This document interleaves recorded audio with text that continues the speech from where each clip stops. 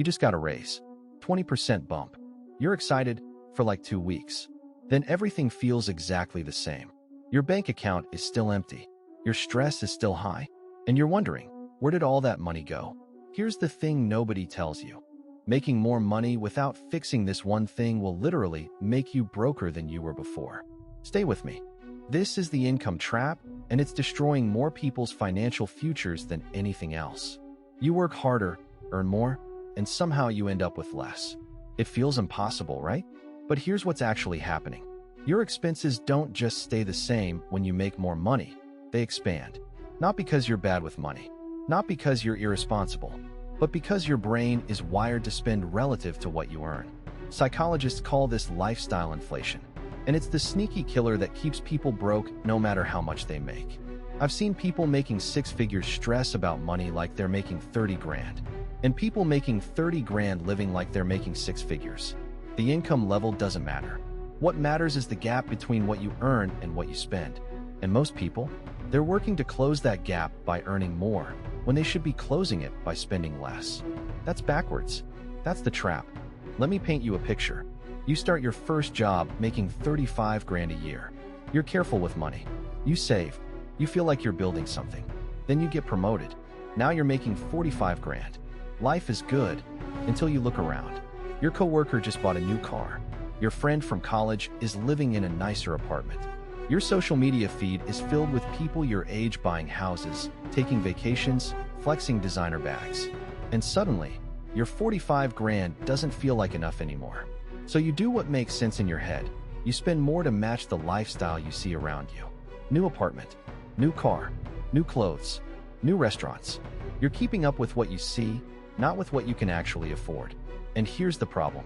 The people you're comparing yourself to, they're either in debt, making way more than you, or both. You're playing a game against invisible opponents with different rules and different bank accounts. But your brain doesn't care about that. It just sees the lifestyle and says, we need that. So you chase it. You get the raise to 45 grand, and suddenly you spend 44,000 instead of 34,000. The gap stayed the same. You're still broke, just with nicer stuff and more stress. That's the comparison treadmill, and it speeds up every time you get a raise. The solution? Stop looking at what other people are spending. Start looking at what you're spending. Track it for 30 days without judgment. Just see it, because awareness is the first step to changing it. You know what kills most people's ability to build wealth? Not big expenses. It's small ones. Recurring subscriptions, streaming services, apps you forgot about, coffee runs, lunch runs, that meal delivery service, impulsive online orders. These aren't big purchases individually. They're invisible. They don't feel real, but they add up to thousands every single year. I had a client make 70 grand a year, and she couldn't figure out where her money was going. No debt, no major expenses, just gone. So we did an audit. $72 a month in streaming services, $140 a month in takeout apps, $90 a month in subscriptions she forgot she had, $200 a month in random Amazon purchases, $50 a month in coffee. That's $552 every single month she didn't even notice leaving her account. That's $6,600 a year, disappearing on things that don't compound, that don't appreciate, that don't get her closer to wealth. She thought she made 70 grand. She actually spent 70 grand like she made 76 grand. The solution sounds simple, but it's not easy.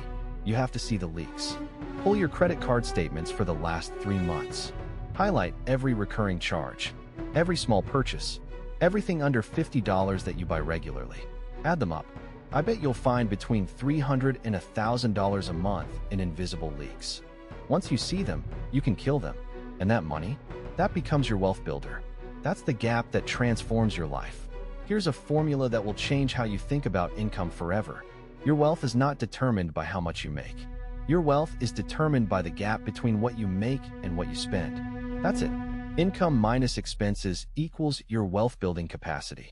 You could make $1 million a year and have a $100,000 wealth gap. Or you could make $50,000 a year and have a $30,000 wealth gap. Which person gets rich first? The second person, by a lot, because they've created the space for money to compound.